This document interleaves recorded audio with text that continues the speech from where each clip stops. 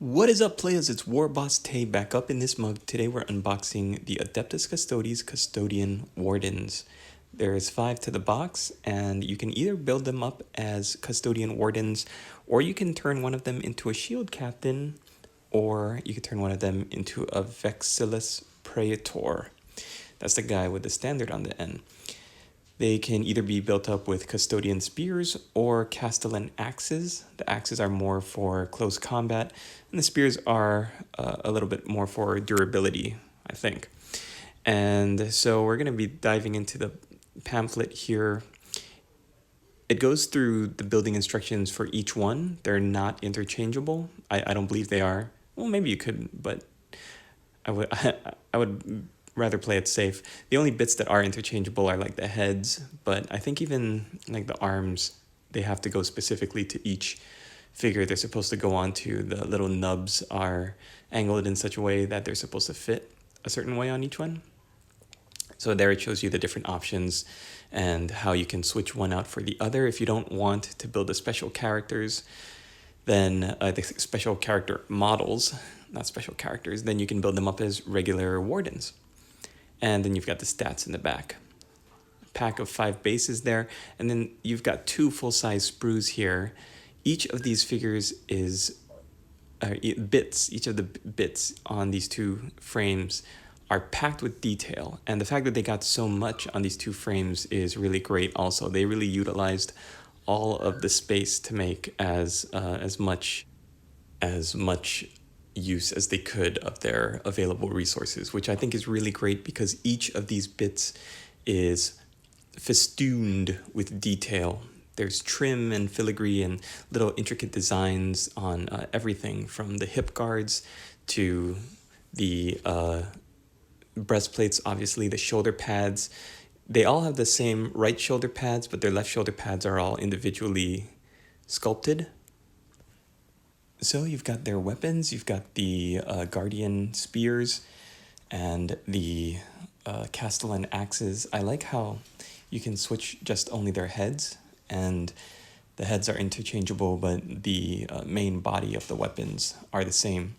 And I like how they look, the way they've imagined the halves of the spears and the axes to almost be like a rifle at the bottom, and to have little triggers and handles and stuff. I think it's just really, really cool. So these models were really easy to put together. Once I was finished with the build, all I had left was the 5 axes I didn't use. I had 1 set of shoulder guards. I had 1 bare head and 1 helmeted head that I ended up not using, and 1 non-ornate breastplate for the shield captain alternative. I've also got 1 hand, 1 right arm that I ended up not using because that was supposed to be for the halberd, or I'm sorry, the shield captain as well. And yeah, when I built them up, this is what they all look like. They're kind of monoposed.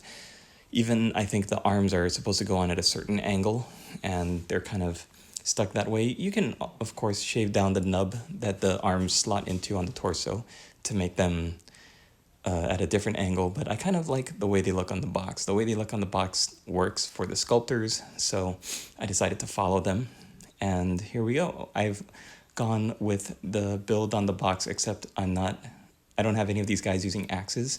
They've all got the Guardian Spears, and I've pictured them almost as being more of a backline unit or support, and they're definitely choppy enough, but they're not going to be rushing into combat like the Alaris Terminators. They do have, I would imagine, kitting them out with the standard bearer having the Vexilla that confers a -1 to hit from shooting, just to make them really hard to take any damage. And, combine that with some buffoonery and shenanigans in the psychic phase with their allies, which I would probably take some Imperial Guard for them. And yeah, they would be pretty indomitable, just holding their ground. And I mean, with their stats being so powerful, each one of them is like a force to be reckoned with on its own. Plus, I just really wanted to paint this thing. I always love looking at standards and banners, and I think that having one like that is going to be really fun to paint. And then here's the captain, who is just so bulky and massive with that cape. And I gave him the bear head with the more grizzled, older-looking gentleman's face. And yeah, I'm really, really pleased with it. I like how the little icon is just kind of hanging off of the spear tip there. And I like everything that Games Workshop did.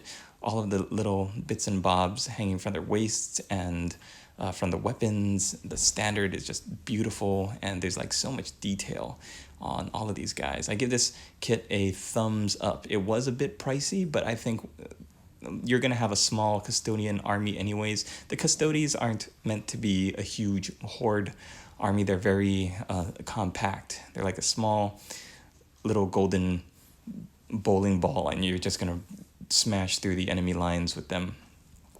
So I think in terms of putting them together, really easy, really, really simple, very intuitive. A newer hobbyist would have no problem putting them together. There's not really much in the way of mold lines, and just the usual flash, but nothing annoying, no mold lines that are really difficult to get to.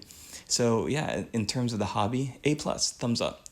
In terms of I guess the game, they're very versatile. Like I said, you don't have to have the Vexilla or the Shield Captain. You could build those guys to match the other three, and you just have a unit of 5 Custodian Wardens, and you can either have them, like I said, with these spears or with the axes.